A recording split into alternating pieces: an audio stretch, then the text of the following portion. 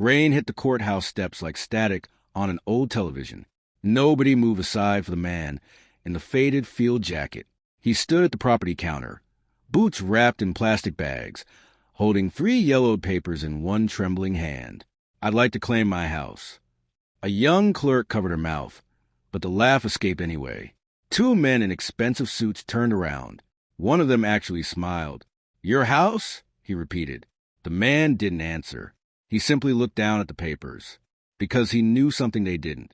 That abandoned house had been waiting for his name for 11 years. His name was Elias Ward, 58 years old, 3 military tours, and for the last 11 years, homeless. The street had taught him to sleep lightly, keep his back against a wall, and memorize every exit in a room. But there was one thing Elias had never stopped carrying, a memory. His wife, Margaret, standing on the porch of a small house on Larkspur Street, laughing as she held 2 mugs of coffee. "Someday," she'd told him, "we'll grow old right here."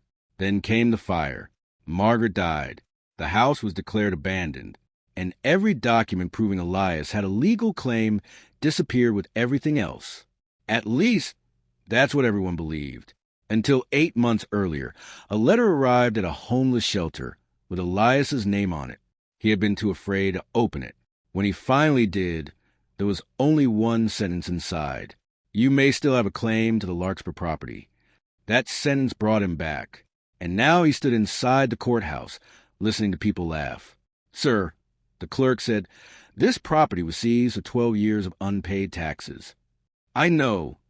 "Then you understand you can't simply walk in here and claim it." "I didn't say I could."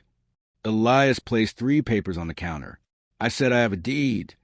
The clerk looked at the papers, then at his clothes, then back at the papers. One of the suited men laughed. His name was Carl Doss. He had been trying to purchase the Larkspur property for nearly a year. "Buddy," Carl said, "you can't afford the back taxes on a mailbox." A few people laughed.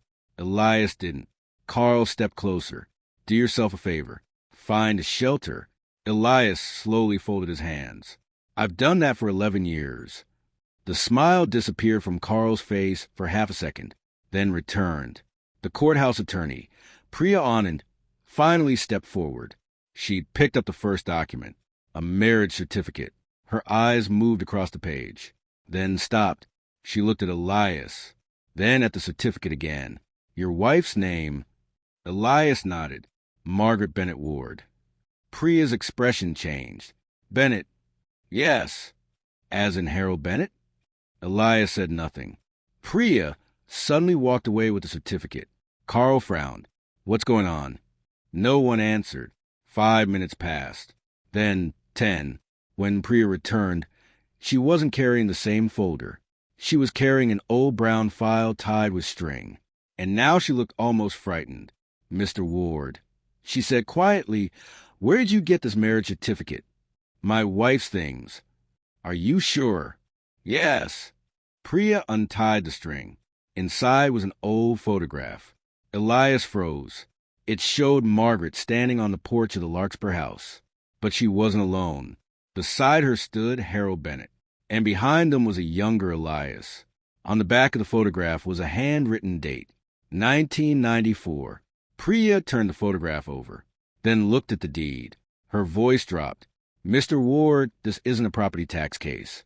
Carl stepped forward. "Then what is it?" Priya ignored him. She opened another document. "Your father-in-law didn't simply transfer the house to his daughter." Elias's eyes narrowed. "What did he do?" Priya took a breath. "He transferred the property into a family trust." Silence. Carl's face changed. Priya continued. "And there's a second document." She placed it on the counter. "A codicil to Harold Bennett's will." Carl grabbed the edge of the desk. "That property belongs to the estate." "No," Priya said. "It doesn't." She pointed to one sentence. "Harold Bennett left the mineral rights beneath the property to his daughter's surviving spouse." Elias stared at her. "Surviving spouse?" Priya looked directly at him. "They believe you died in the fire." The courthouse went completely silent. Carl's voice became smaller. "How much are those rights worth?" Priya didn't answer immediately. That was what frightened him. Finally, she said, "Enough that your drilling company has already spent millions preparing to develop land it doesn't own." Carl went pale. But the county seized the property. They seized the taxes. Priya closed the file. They never seized the mineral rights. Elias looked at the papers. For 11 years, he had slept beneath bridges. He had eaten meals from sheltered kitchens. He had watched people drive past the house where he'd once planned to grow old. And beneath that same house was a fortune. But Elias didn't smile. He looked at the photograph of Margaret. "I don't want the money." Carl almost laughed from relief. "You don't?" Elias shook his head. "I want my house." Carl stepped closer.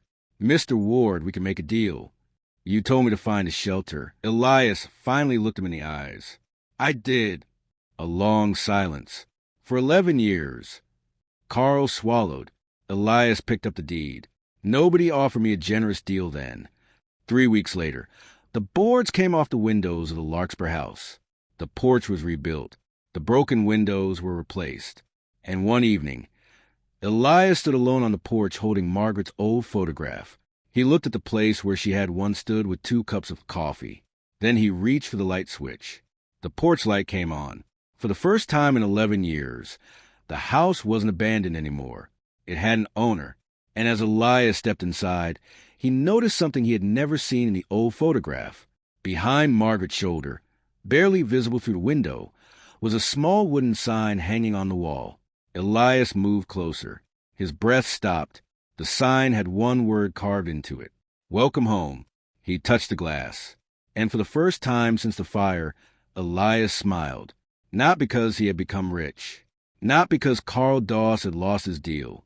But because after 11 years of being told he belonged nowhere, he finally had proof that someone had been waiting for him to come home. If you love mind-bending mysteries, shocking plot twists, hidden secrets, and unforgettable stories, hit that subscribe button and join Kahani World.